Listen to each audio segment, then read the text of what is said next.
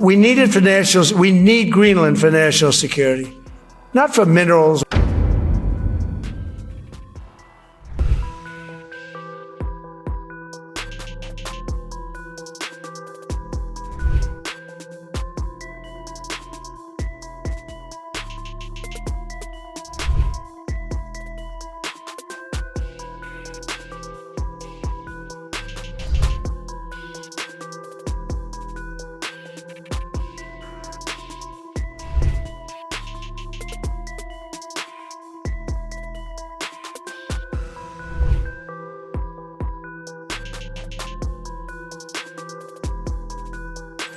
After U.S. forces struck Venezuela's capital and removed President Nicolas Maduro on Saturday, President Donald Trump's long-standing threats became reality.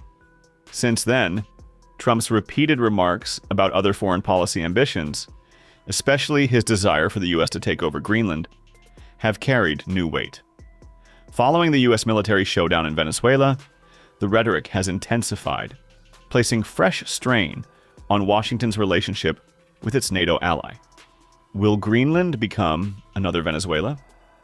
Only the near future will tell. But one thing has become very clear. Never take Donald Trump's threat loosely.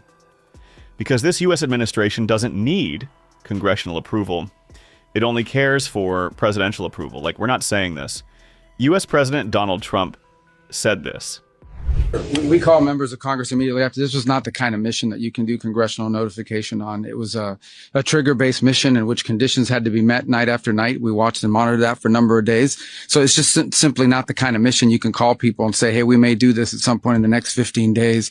But it's largely a law enforcement function. Remember, at the end of the day, at its core, this was an arrest of 2 indicted fugitives of American justice.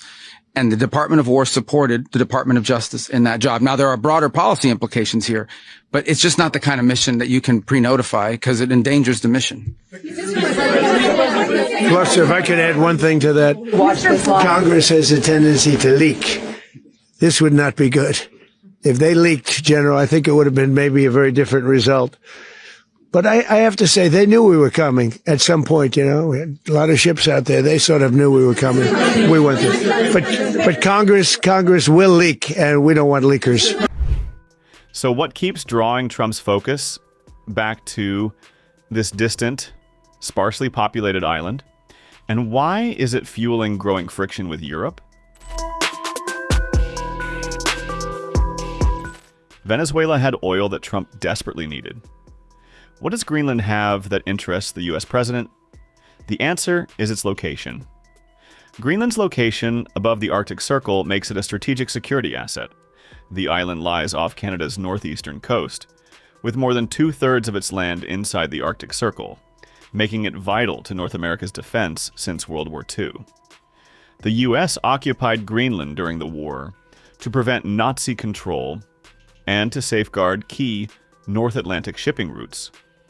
After the Cold War, the Arctic became a zone of cooperation.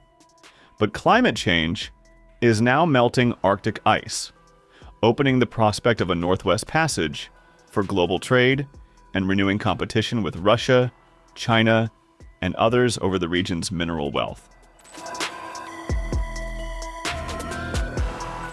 Venezuela had oil. Greenland has minerals that can boost U.S. global influence. Greenland's vast natural resources, including oil, gas, and rare earth minerals, make it strategically important, especially as China dominates the rare earth market. Melting Arctic ice may make these resources and northern shipping routes more accessible, but mining is difficult due to terrain, infrastructure gaps, and environmental rules. It holds abundant rare earth minerals, vital for phones, computers, batteries, and other high-tech industries, attracting U.S. and Western interest to reduce China's market dominance. While Trump emphasized national security over minerals, officials have noted U.S. interest in Greenland's critical resources. We need it for national protection. We need Greenland for national protection. They have a very small population. And I don't know, they say Denmark, but Denmark has spent no money. They have no military protection. They say that Denmark was there 300 years ago or something with a boat. Well, we were there with boats too, I'm sure. So we'll have to work it all out. But he felt very strongly we need Greenland for national security, not for minerals. We have so many sites for minerals and oil and everything. We have more oil than any other country in the world. We need Greenland for national security. And if you take a look at Greenland, you look up and down the coast, you have Russian and Chinese ships all over the place. We need it for national security. We have to have it.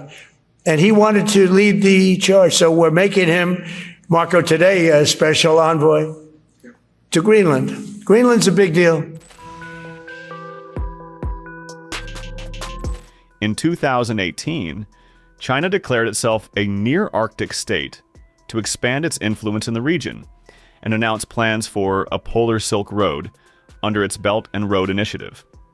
Then, U.S. Secretary of State Mike Pompeo rejected the move and warned that China's Arctic ambitions could turn the region into a militarized zone like the South China Sea.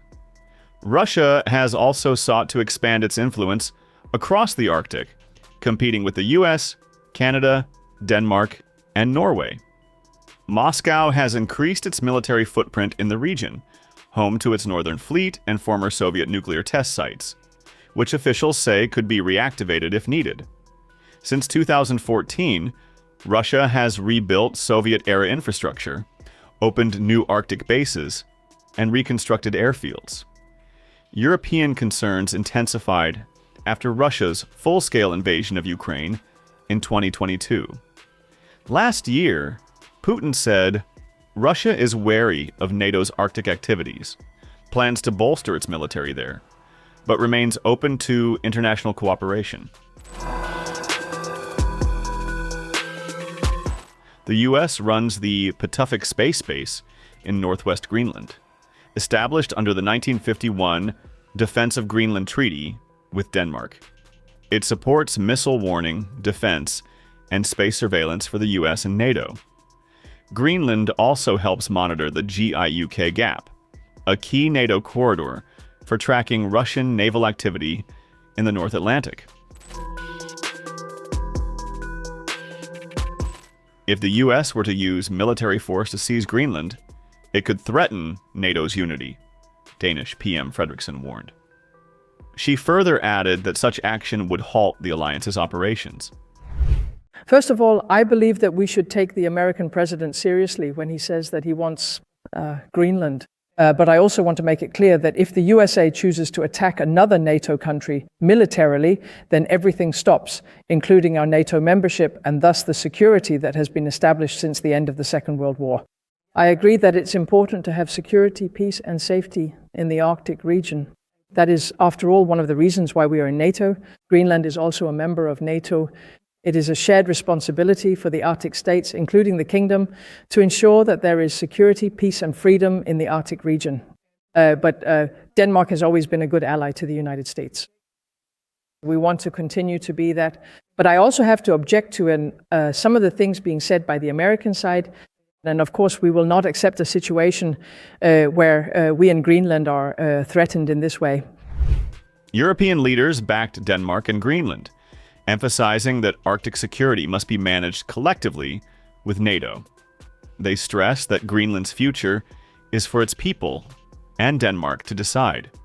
NATO has reaffirmed the Arctic as a strategic priority for European allies. Be it the Danish Prime Minister or the Danes in Copenhagen, everybody echoes the same sentiment. Greenland is not for sale.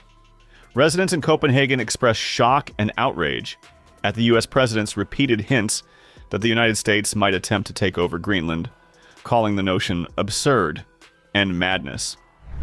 My thought about Trump just wanting to take over Greenland is absurd. And I think he's the archetype of greed, and we need to push back and let him know that this is not for him. And it's just madness. I think we have a big responsibility to push back and to let him know that this is not something that he can just own he could just possess. I think we're doing a lot of things to prevent it, but I'm not sure if it's not enough. I think that it's terrible that he keeps on threatening about invading Greenland, as it's a part of Denmark and it's his own country. So I don't think the US has anything to do with that. Yeah, so that's my thoughts. I think he should leave them alone for their own country. Yeah. I think it's crazy. I think it's something that just seems totally unreasonable from the US side, and I'm not sure why they think that they can just start going around and buying other people's land from them, or taking other people's land. I think it's a discussion that is interesting because it also opens up for us in Denmark looking at how we view Greenland and our ownership of Greenland as well. In my opinion, it belongs to the Aboriginal people who live there, and it belongs to them and Greenlandic people and the Greenlandic culture. And it seems kind of silly that there's these two other nations going around fighting for control of country for purposes that are nothing to do with Greenland itself. I think the reaction from Denmark is appropriate. It's good that we're setting a foot down and saying a firm no. I think it's hard. Of course, in the beginning, everyone kind of chuckled and laughed and thought it was a silly proposal and nothing would come of it. But it's good that we're taking it more seriously now. As long as it keeps and continues to involve the Greenlandic people and their autonomy is at the forefront, then I think we're handling it quite well.